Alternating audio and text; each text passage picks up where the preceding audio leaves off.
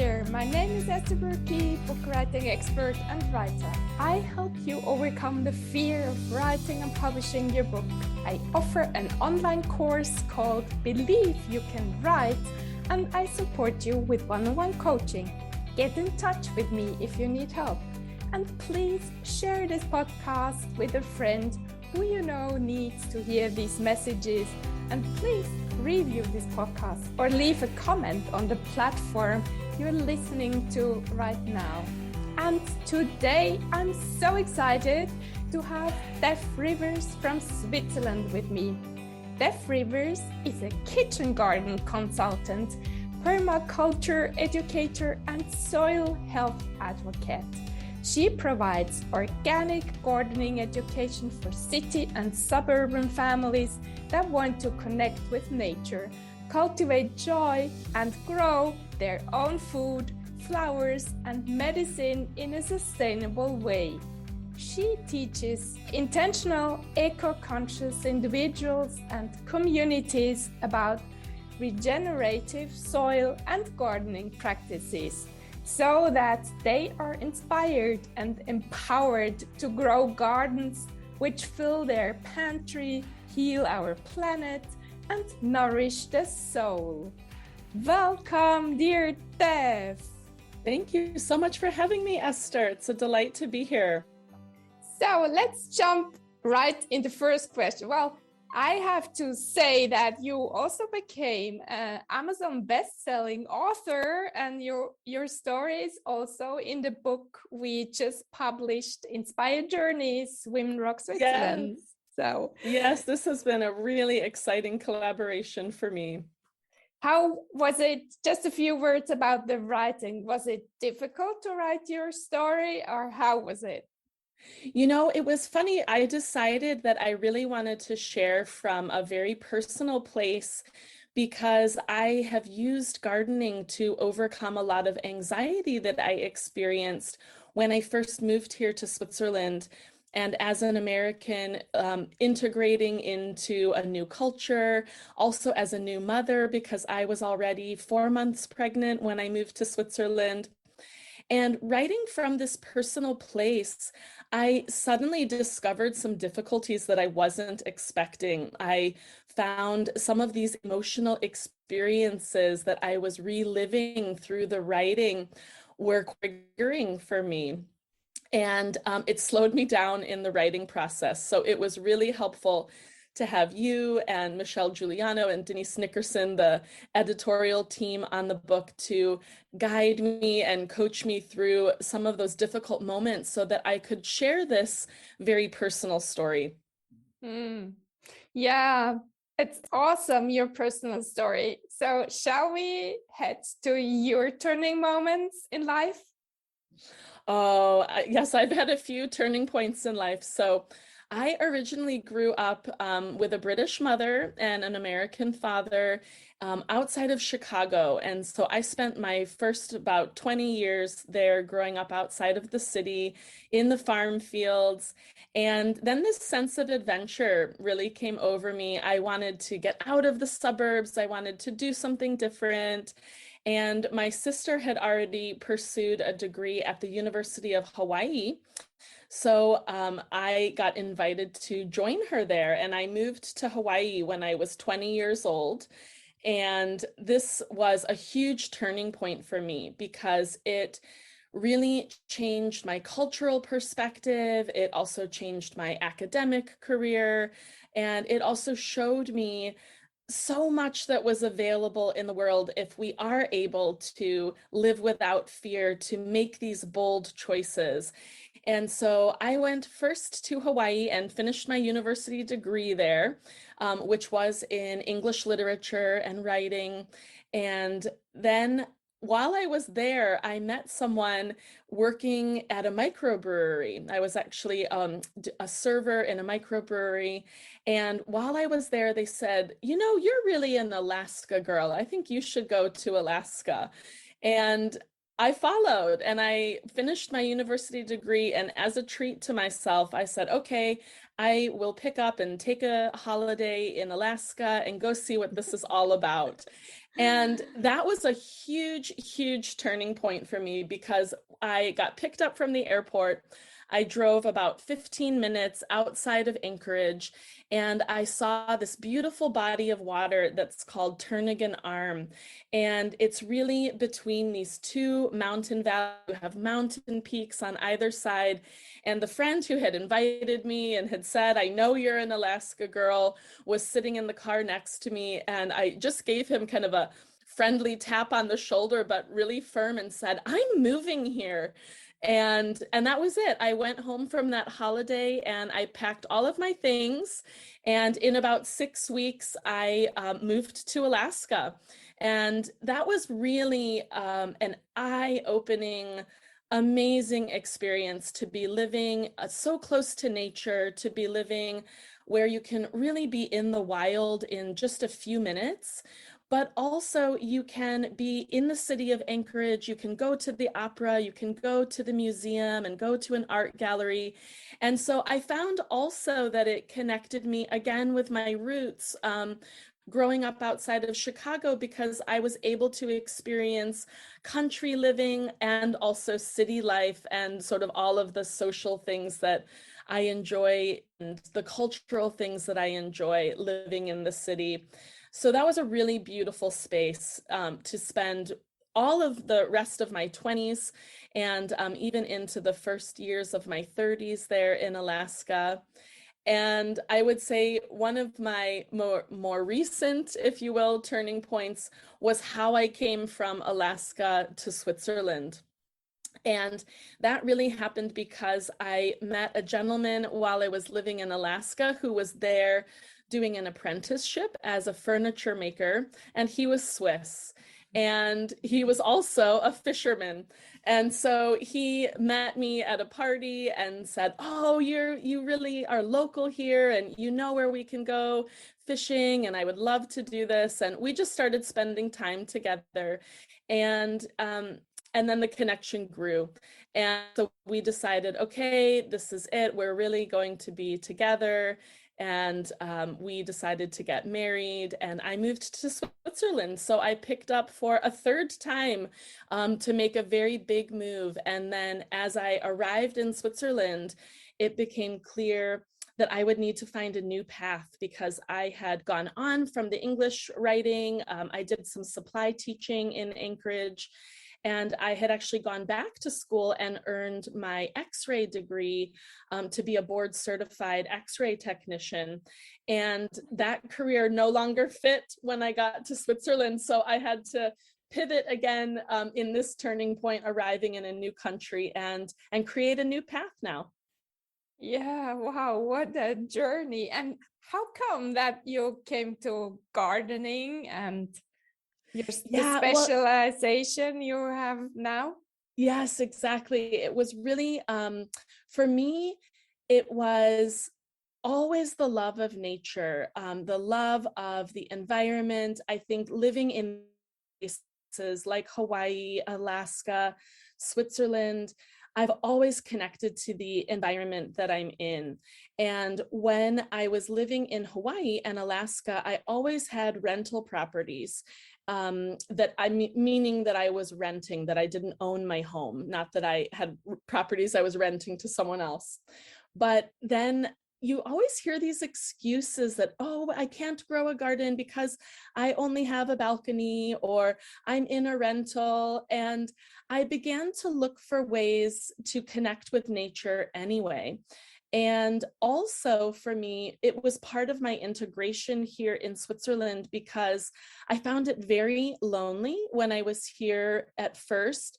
And going out to the garden gave me a kind of belonging and a sense of connection by developing my relationship with the plants and with the wildlife that was in my garden and being a protector of those kind of small helpless things.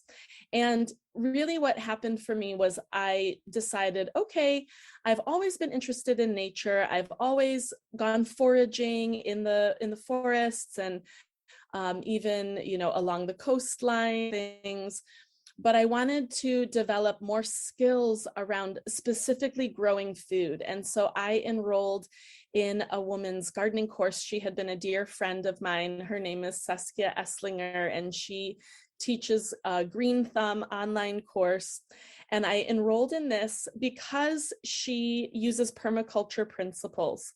And permaculture is a concept that comes from two different words, permanent and agriculture. And so it's the idea that we can set up these garden systems that are sustainable, and not only sustainable, but regenerative. So when I took this course to improve my skills, I got a few months in and suddenly realized that I was actually using the design cycle that I was learning to design a garden to actually design my life and the habits and the patterns that I have in my life. And so I quickly realized how valuable this was for me.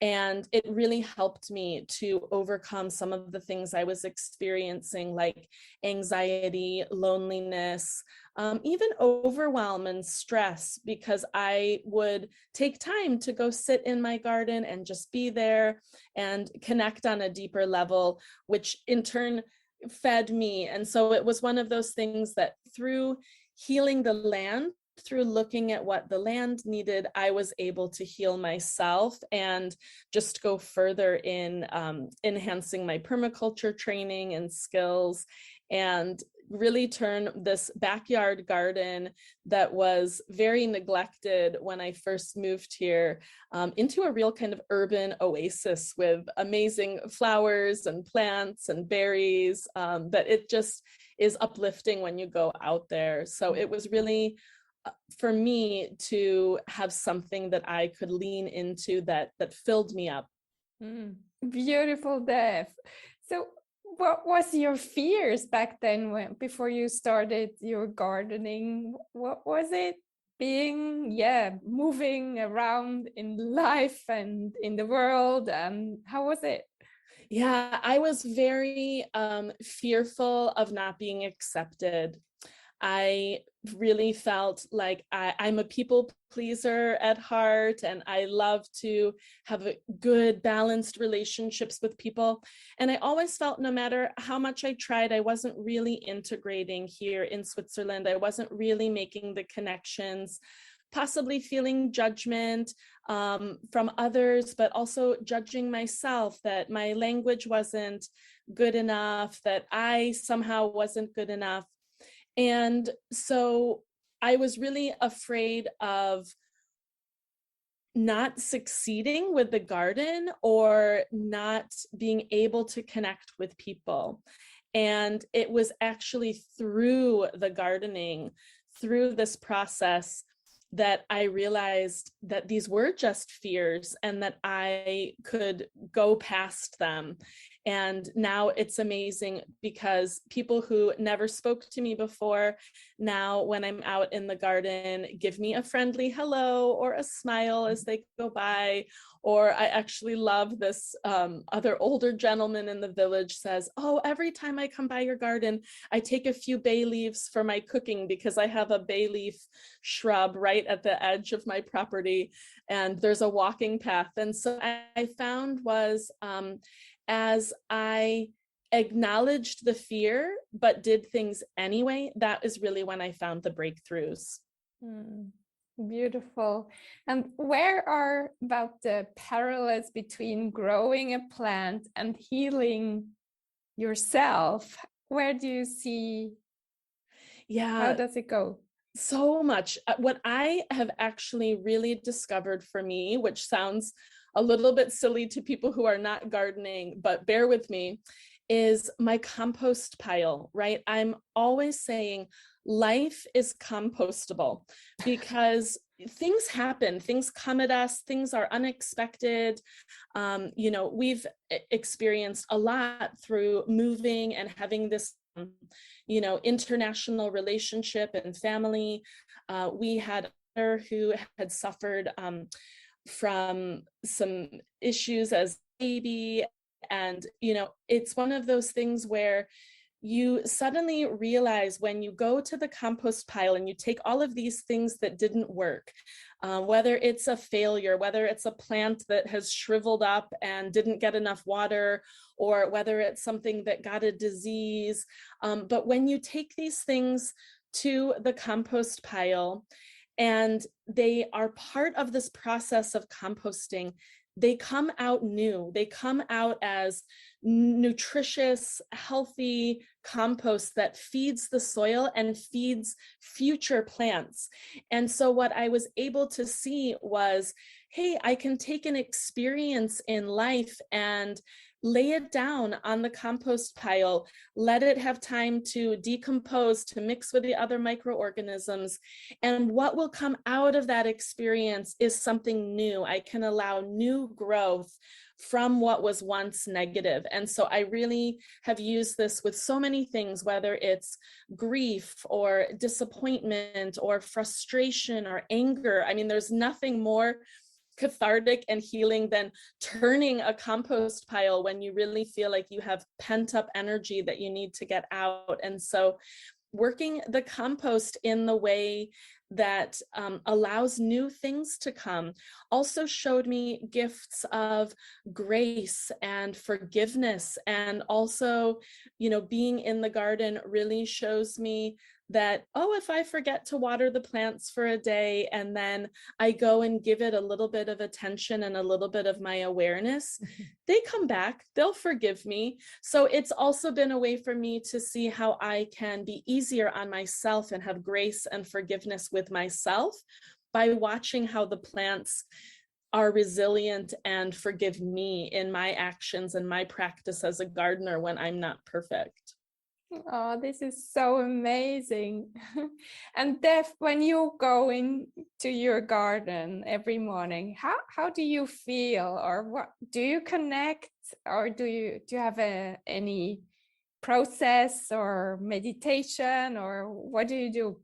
Yeah, I have a few different things I do. It depends whether I'm going for the practical gardening side of things or whether I'm doing more of the emotional gardening, as I call it, or what I have come to refer to it as is tending your inner landscape. Because what I see is when you have a garden space, and regardless of the size, whether it's just a few pots, that you're tending a few plants, or it's actually a full-sized garden, it doesn't really matter.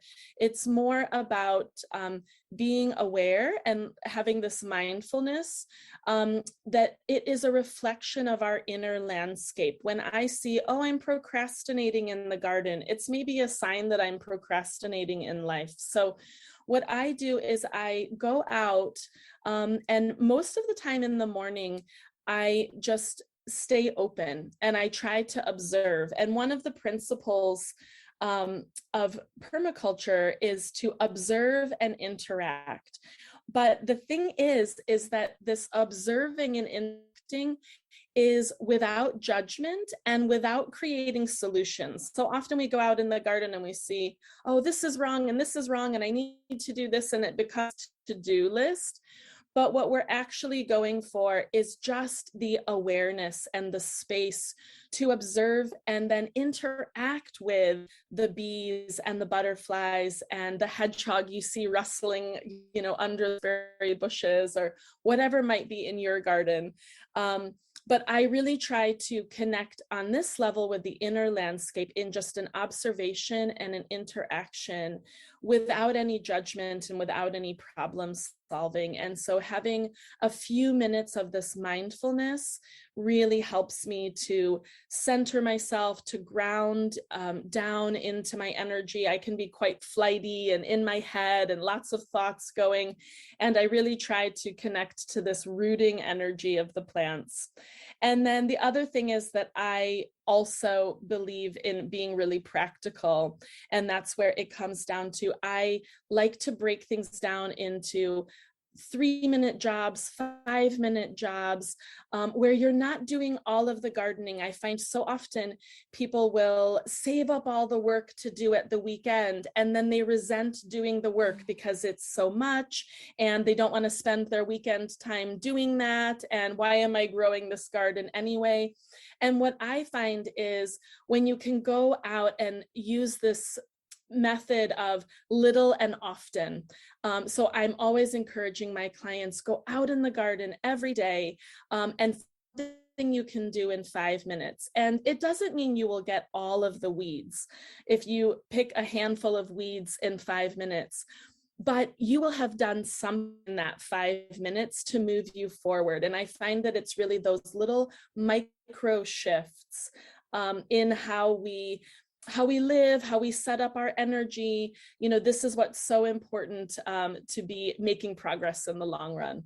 This is amazing, Def, how you tell this, because you can use this in every writing a book or growing a business. I mean, it's all about the tiny baby steps and not doing the big thing and being frustrated because it's not moving forward. Absolutely. And I find so many people, and I think with all the challenges we're facing in our busy modern lives, is a lot of overwhelm, and I think if we can take a step back and be proud of ourselves for those little steps, right? And in setting up the positive daily habits, those small little steps that we know is something that we will accomplish every day, then we have a springboard into the next day. And then you become happy with yourself, like, oh, I did that 5 minutes. And you become less focused on, oh, I didn't spend the hour doing what I wanted to do. And you just think about, like, I did this 5 minutes and this is what I got done in that time. So I do love this part of, the way that we can, just like you said, design our life, design our garden, design a business. And I'm always coming back to this permaculture design cycle, because I find it so helpful to keep moving forward and keep kind of striving towards that better future for ourselves. And maybe you haven't the garden, but you have one plant, you can do the same exercise, can you? Absolutely. And what I encourage is something either aromatic, like herbs. So having something like a rosemary plant or a thyme, or mint is, because it also gives great clarity for the mind. But if you're just starting out, I recommend something like that, like a small herb garden that you don't even have to have any land. You can just have a windowsill or even a sunny window where you can have the plants inside if it's really not possible for you to have something outside.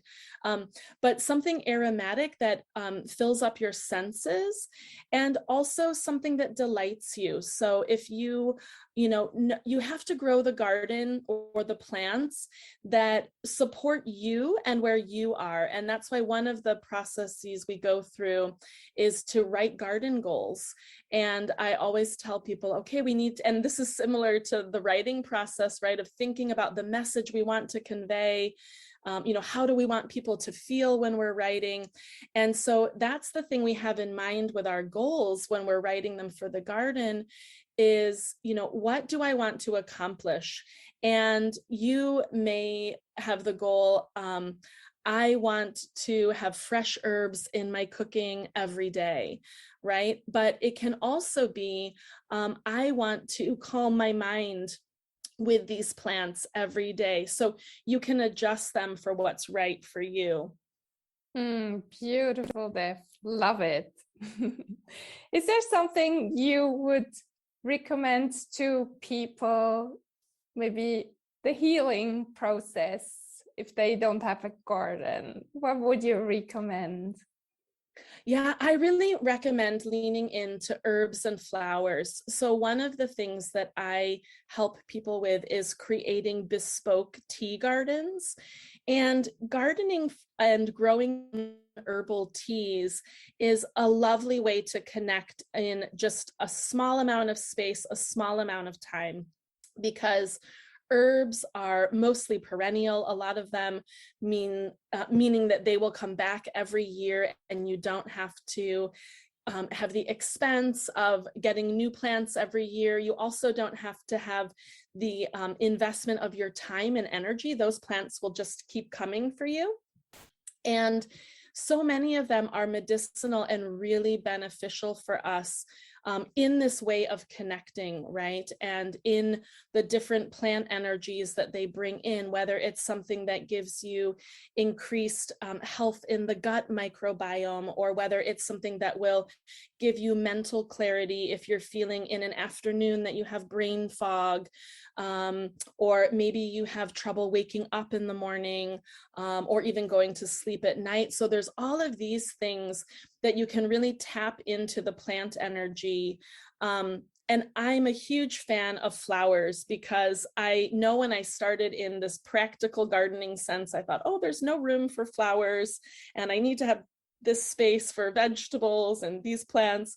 And then I suddenly realized, but I love the flowers because they fill me up in other ways, right? And so I think that we need to think not only of the harvests of the berries and the herbs and the vegetables and fruits, but we need to think of the harvests of joy and peace of mind and beauty, and what it means for you when you can look at some beautiful calendula flowers that you've grown yourself, you've watched them bud and then bloom, and then you can enjoy them in a vase.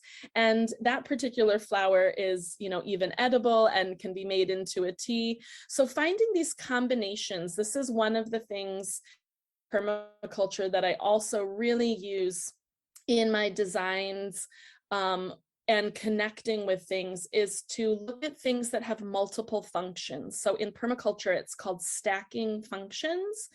And we want to choose plants that are not only good for the bees or can be made into a tea, but also do in the soil, right? Or within our bodies. And so, and or within the system as a whole. So maybe you're growing things that have lots of leafy vegetation, and then you're able to take that leafy vegetation, those extra leaves as you're trimming, and just lay it on top of the soil as a mulch. So something that comes to mind that's a beautiful combination is tomatoes and borage. Borage is an edible flower, and has beautiful kind of star-shaped little blue flowers. But the calcium that are in the leaves of the borage plant actually support the tomato so that you don't end up with this disease called blight and rot, which is not actually a disease, but it's a nutrient deficiency. So I love the way that you can play with these relations. You can play with how things are connected. And when you choose things that have these stacking functions, these multiple functions, you are getting multiple benefits out of just one or two plants.